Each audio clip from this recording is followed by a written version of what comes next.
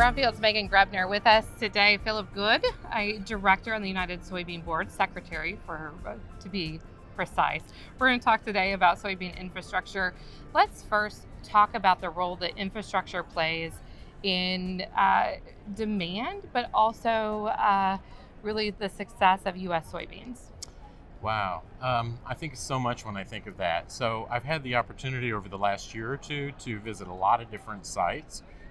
Been to New Orleans when we were presenting a check to the governor there and meeting with the U.S. Army Corps of Engineers about the dredging of the Mississippi River. Also had the opportunity to be on the Pacific Northwest where we saw the Port of Grays Harbor. But 2 weeks ago, I had that once-in-a-lifetime opportunity to be at the Panama Canal.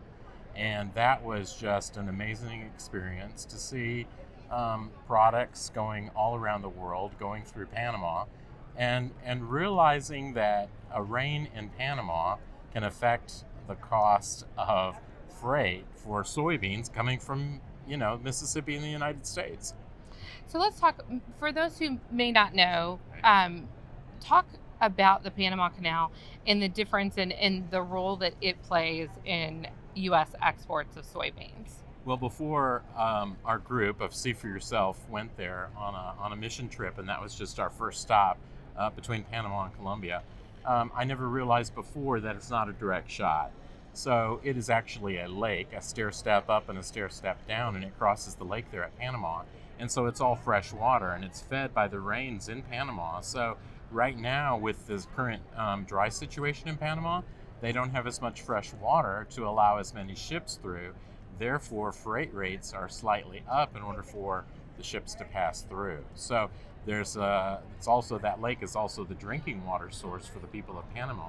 So therefore, freight costs are up, and we're having to look at our soybeans going all the way down the southern tip and coming back up. So, it's amazing to think about rains in Panama can affect the price of soybeans in the U.S.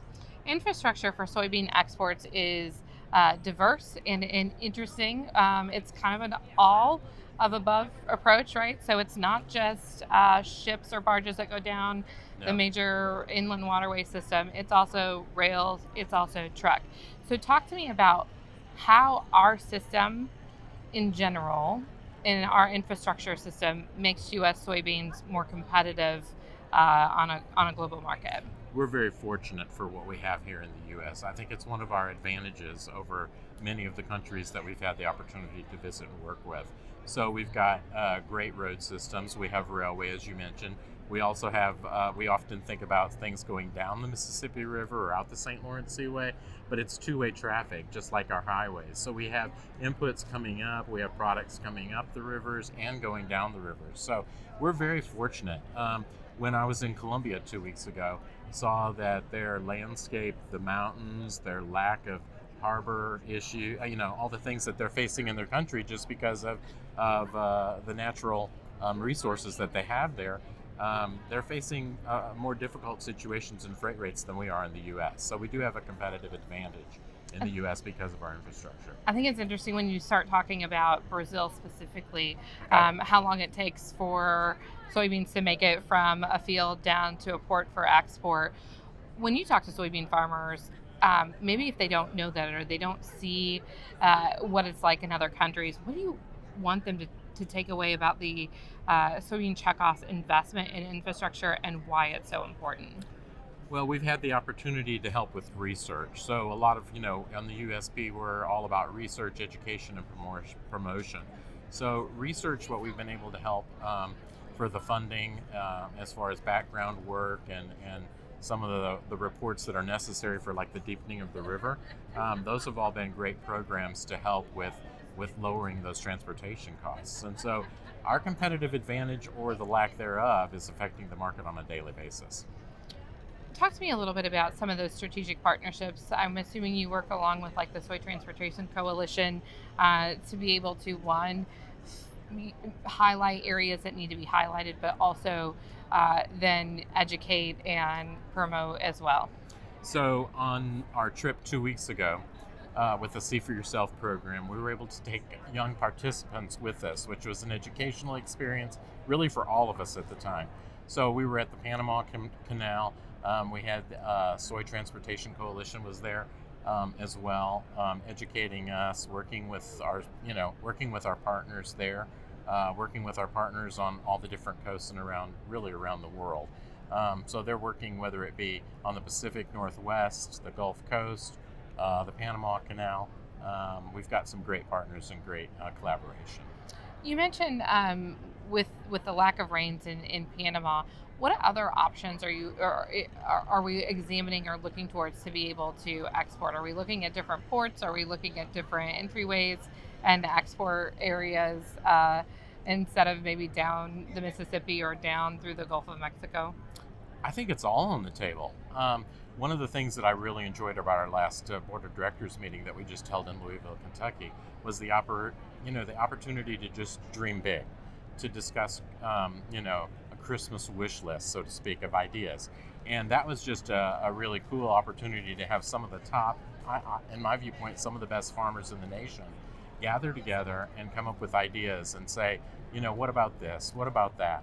And so that was really a great opportunity at our last board meeting to get together and do that. So that information will be put together and used for potentially new projects that will be funded, maybe partnerships, collaboration in the future with, whoever it may be.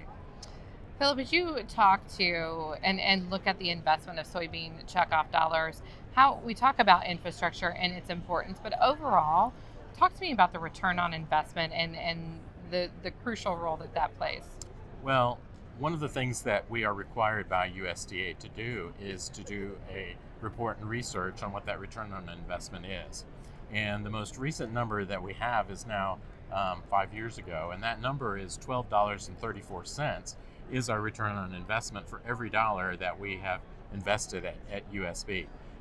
We're in the process right now of doing a new 5-year update to that number. So the Audit and Evaluation Committee has hired a firm to look at that number and to come up with our latest number. So we're anxiously looking at that. We have a lot of things that will play into that. As we all know, we just experienced, we got out of COVID, was in this last 5-year period. A lot of things can affect that. So I'm not sure it's as much about the specific number as much as it is showing the great return that we have as far as working together versus individually. We're able to do things when it comes to exports, demand, all those different, projects and pictures that we're looking at together rather than separately. That is what's cool about it. Philip, anything else? Wow. Well, I just want to say we appreciate our export customers. We appreciate those who are anxiously asking more questions about U.S. soy.